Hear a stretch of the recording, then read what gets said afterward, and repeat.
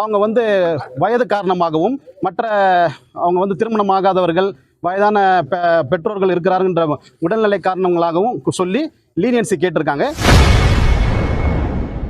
பொள்ளாச்சியில் பாலியல் வன்கொடுமை வழக்கில் கைது செய்யப்பட்டுள்ள 9 பேரும் குற்றவாளிகள் என நிரூபிக்கப்பட்டுள்ளதாகவும் அவர்களுக்கு சாகும் வரை ஆயுள் தண்டனை கிடைக்கும் என வழக்கறிஞர் சுந்தரமோகன் செய்தியாளர்கள் சந்திப்பில் தெரிவித்துள்ளார். தீர்ப்புல வந்து முடிவாக நீதிமன்றம் என்ன சொல்லியிருக்காங்கன்னா, 9 எதிரிகளும் குற்றவாளிகள் என்று அரசு தரப்பில் சந்தேகத்து இடம் என்று நிரூபிக்கப்பட்டதால் அவங்களை குற்றவாளிகள் என்று தீர்ப்பு வழங்கப்பட்டுள்ளது.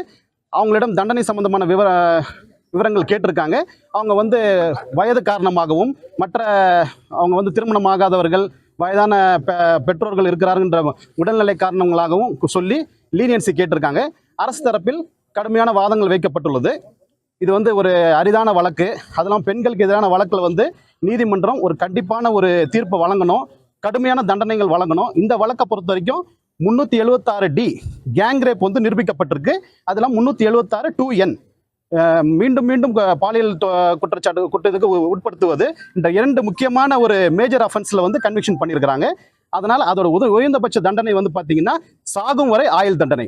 அதை அரசு தரப்புல வந்து தெளிவாக ரொம்ப அழுத்தமாக அந்த உச்சபட்ச தண்டனை வழங்க வேண்டும் என்று நாங்கள் கோரிக்கை வச்சிருக்கிறோம்.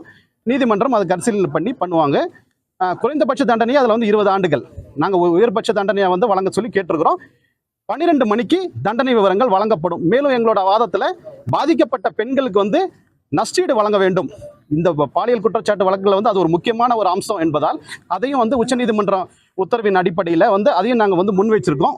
உச்சநீதிமன்ற உத்தரவின் மேற்கோள் காட்டி உத்தரவு வச்சிருக்கிறோம். நாங்கள் நீதிமன்றம் பரிசீலனை பண்ணி 12 மணிக்கு உத்தரவு வழங்கப்பட்ட தண்டனை விவரங்கள் வழங்கப்பட்டதா சொல்லியிருக்கிறாங்க. செய்திகளை உள்ளது உள்ளபடி தெரிந்து கொள்ள ரெஃப்ளெக்ட் நியூஸை சப்ஸ்கிரைப் பண்ணுங்க.